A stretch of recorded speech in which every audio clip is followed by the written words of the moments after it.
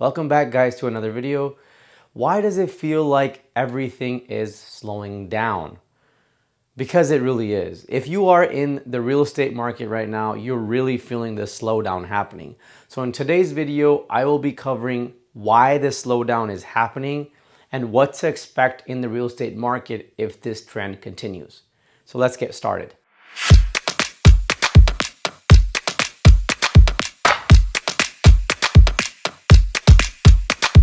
It is an interesting time right now. There's China lockdown, war happening in Eastern Europe, government just flushed in the stimulus check money, and major inflation that we haven't seen in like decades. All this is happening right now, and then not to forget the supply and chain being completely screwed up. And US is, as a government, is over leveraged with the stimulus check money. Here's an interesting stat for you. The US makes 25% of the global economy, yet we are 100% of the global GDP in debt, making us the most debted economy in history.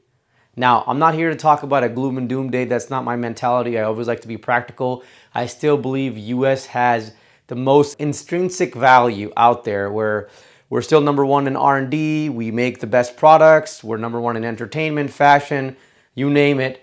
And you know, when companies or governments are looked at, we look at the current market value of what we're producing, what we're consuming, and also our future expectations. So all those things are still very strong for the US, but we are definitely over leveraged.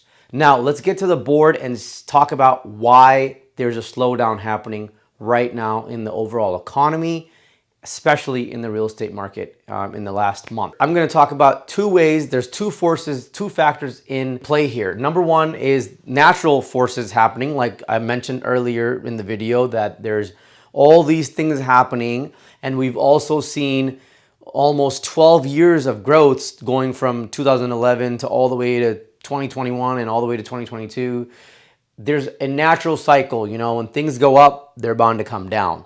So that's what we're seeing right now, where with a lot of stimulus money in the market, inflation happening, all this is happening. So there's natural forces in play that are causing the market to do what it's doing right now. And artificial forces are also in play. When I say artificial, that's the Federal Reserve right now engineering the economy. They're trying their best to slow down consumer spending, slow down demand, so they can get a grip on pricing. Now, you can wonder, well, why don't they just allow this to happen naturally? They should allow it to happen naturally if, you know, our wages were going up at the same rate of inflation. But that's not happening right now. Wages haven't gone up compared to that stat right there in ages. So if wages aren't going up, the Federal Reserve understands that this could be a serious problem on their hands. So they're doing everything in their power to slow down the market. So that's what's happening there. Now, what are the results? What's happening because of the slowdown? Well, we're experiencing, everything is connected. So on the stock market, we're experiencing what's called a bear market, where a lot of stock prices of major and medium-sized companies are dropping in value. Now, larger companies or established companies like Amazon, Apple, Google, those guys, the big dogs, they're also seeing stock prices drop, but they're not seeing major drops. Medium-sized companies like DocuSign almost saw a 70% decline in their stock.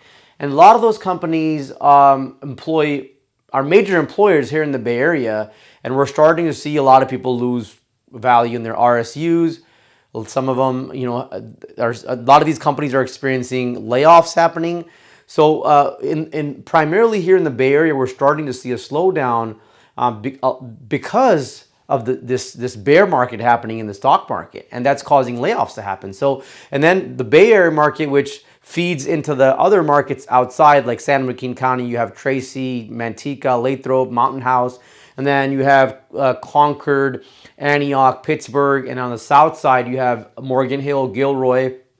And though the people that live in the Bay Area that have work from home environment have been branching out and going to these other markets to find cheaper housing.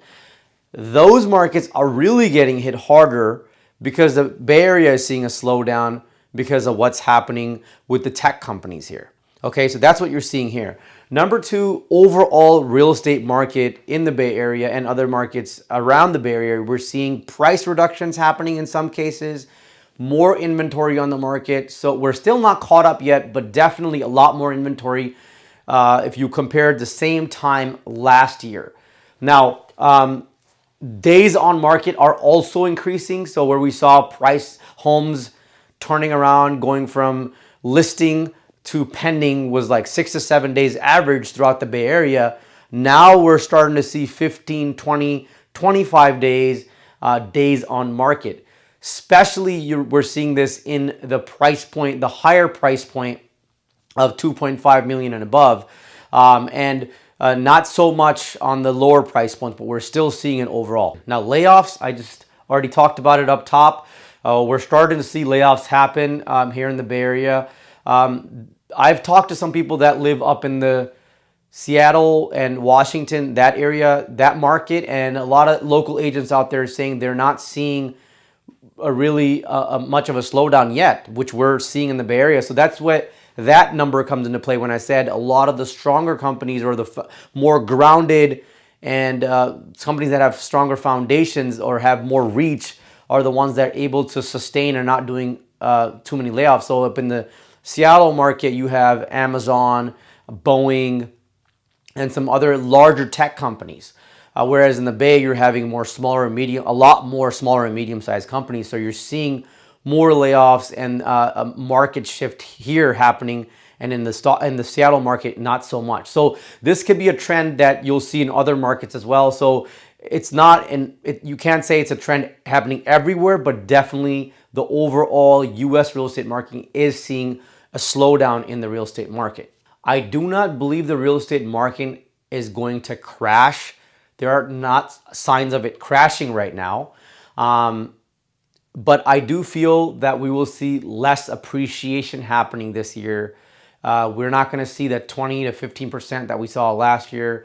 It will be I believe right now appreciation might be on a hold, where we're starting to see a little bit of price negotiations happening on listings. But I don't feel there will be a crash in the market, because the homes that are already in place, or buyers that have already bought homes, say in the last 3-4 years, they've borrowed at a very low interest rate. Now the layoffs can be a scary thing that's happening, but I still feel there's a surplus of jobs in the market. The layoffs that are happening on the medium to high level management roles. I still believe the labor intensive jobs are still intact, and there are still plenty of those jobs there.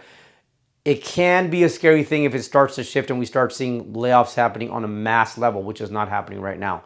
So I feel real estate will still stay strong, and we won't see a crash happening, but definitely price reductions are happening right now. Now, if you are a buyer in the market and you were priced out before, it can be a great time to look, given the fact that you are able to afford the payment, not just afford it on paper, but you're comfortable with this 30-40% that's happened, the hike that's happened and caused your payment to go up by 30-40%. So you definitely want to talk to your loan officer right now and see if you and work the numbers out and see if that payment is going to be affordable, and mainly is it going to be comfortable for you to have that mortgage payment. Now, if you're a seller, you have to sell right now, then it's still a good time to sell, depending on where you are in the market.